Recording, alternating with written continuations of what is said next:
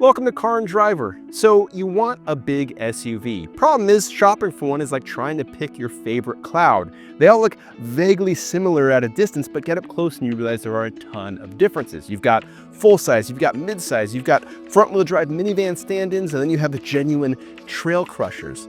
You've got V8s, you've got EVs, you've got a bunch of marketing fantasy in between. Where do you get started? Well, that's why we've made this video.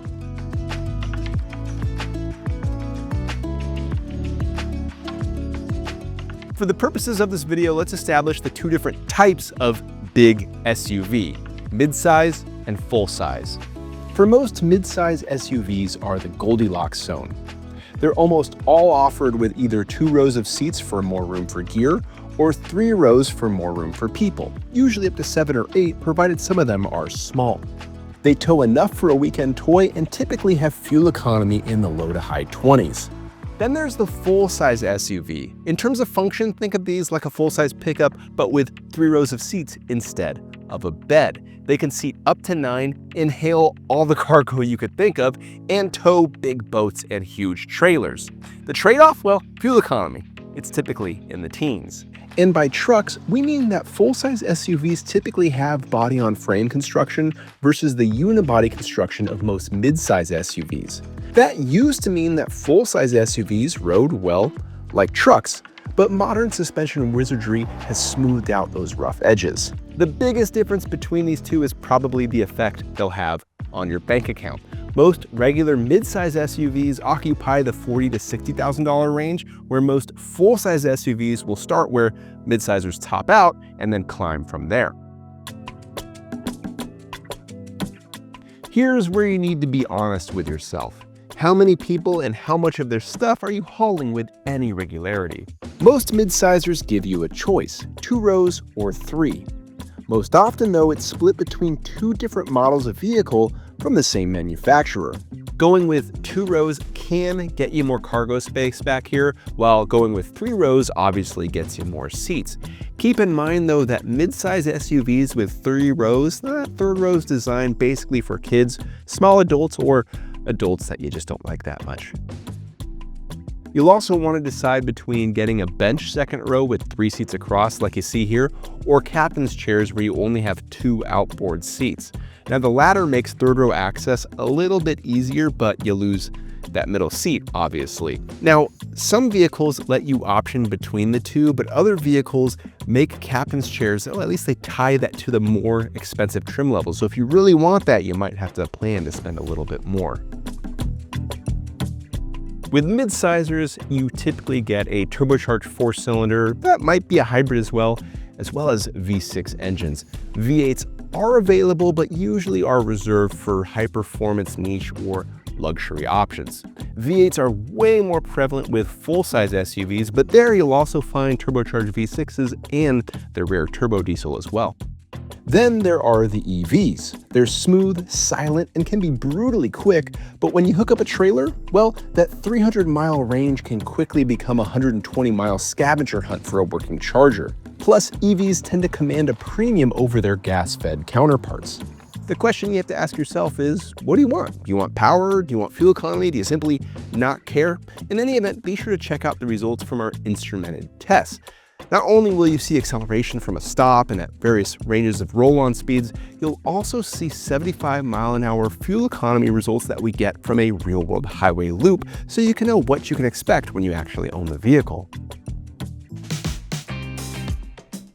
Let's talk about which wheels actually do the work of driving. For most mid-size SUVs, it's going to be front-wheel drive in some cases, and then the rest's pretty much always going to be all-wheel drive. Some mid-size SUVs come with 4-wheel drive, but that's the exception. Full-size SUVs with their truck roots and DNA are typically rear-wheel drive based and have 4-wheel drive. Some even offer low-range transfer cases, like this here. Now, for the vast majority of you, the difference between all-wheel drive and 4-wheel drive isn't really going to matter. 4-wheel drive can help if you got to tow a boat out of a muddy lake bed or something. But think about it like this. All-wheel drive is great for wet weather, on-road stuff. Four-wheel drive is for actual off-road on very slippery surfaces.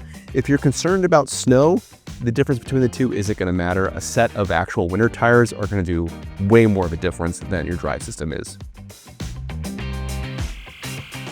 If your towing needs require the occasional U-Haul, a jet ski or two, or like a cargo tote box for road trips, most midsizers are going to be totally fine because they can typically tow anywhere between 3,500 to 5,000 pounds with some exceptions.